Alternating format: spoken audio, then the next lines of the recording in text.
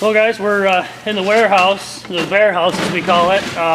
We got 4 totes full of granola mixed in with some sweet feed, oats and corn. And we usually put a couple scoops of this in for our bear baits and make up a whole bunch of baits all at the same time and kind of do them in bulk. We put a big scoop of that in there, and then we got one. This bin over here is full of anything and everything you can imagine, from cake mix to frosting to Oreos and cookies and everything a bear should like. So we're going to make up a couple baits here real quick. We're going to run out and do a couple of baits and show you exactly how we do it. After we put all of our bait in the bags, all these small bags, we got 55-gallon drums full of butterscotch frosting or liquid, whatever you want to call it. I don't know. It's butterscotch, super sticky, super slimy for the bears. We dump it in this and mix them all up. That way, when the bears take off, it gives them something to lick, something to lay there and lick their paws and stuff and eat for a while. And then after they take off, they walk through the woods, walk through the trails, and this stuff's all sticking to their pads, so it's just more scent that they're taking through the woods to bring more bears in. So all in all, we got about I don't know, probably 3 or 4 pounds a day is what we feed these bears. Just enough to keep them coming back, but enough to where we're not filling them up and they're not getting on a 2 or 3 day pattern. It's something that we want just enough food where they come back every day and check out the baits. So we're going to take off on out of here and we're going to go hang some baits. Well, we made it out to the first bait here. This is actually a bait that a bear got killed on last night. So the bait's a little bit boogered up right now as it is. We put a little bit of human scent in there with a couple guys going in and out. So I don't expect it to get hit tonight, but it very well could as well. But being that there is a little bit of human extra scent in there right now, we're going to actually take a walk in there and go in with 2 people, and just to show you guys what the bait sites look like and how we spray them down and how we actually bait them. On a normal circumstance, it would be just 1 person in, 1 person out, as minimal amount of scent as possible. Spray your way all the way out as you walk out. Scent is a huge thing with black bears, so if we can cover our human scent and we can keep these other scents that the bears want in there, if we can keep those strong, we're going to keep on the bears. What we're using today is the Northwoods, the Gold Rush is one of my favorite scents.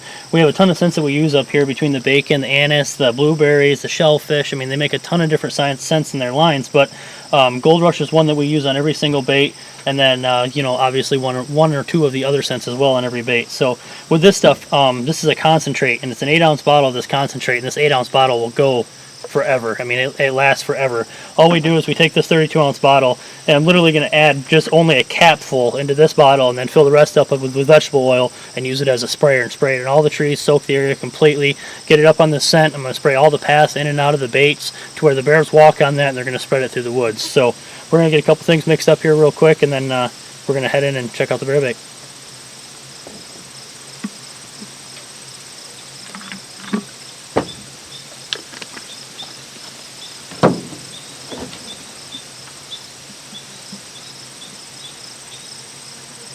Well guys, we made it out here.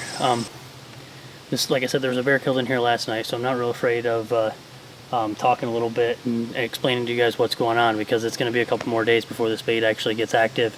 I mean, the bears are still going to come in and hit it every night, but they'll probably be spooked off and be nocturnal for a couple of days. So what we got here is we just tied up a branch up along a tree, and we tie the bucket up here, and we keep the bucket up out of the reach. Hang the bucket upside down, put a hole in the bottom of the bucket, and it keeps it from coons or raccoons or birds or anything being able to get to the bait, and only a bear is the only thing that can really access the bait. So we're going to get this tied up. We're going to get the bag tied up inside of the bucket.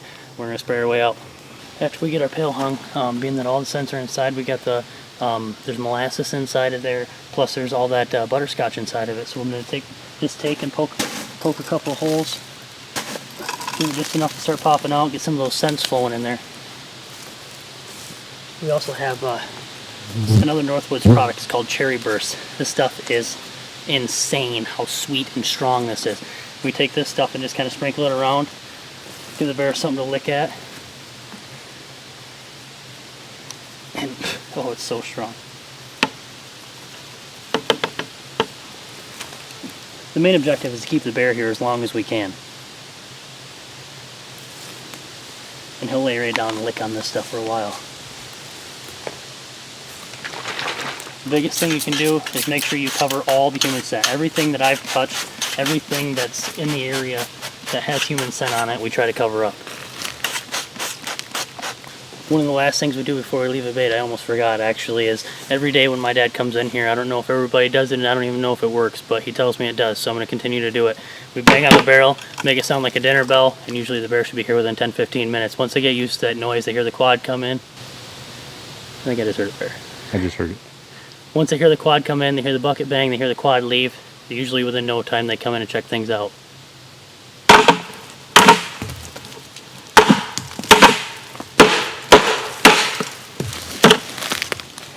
Let's get out of here before we get eaten.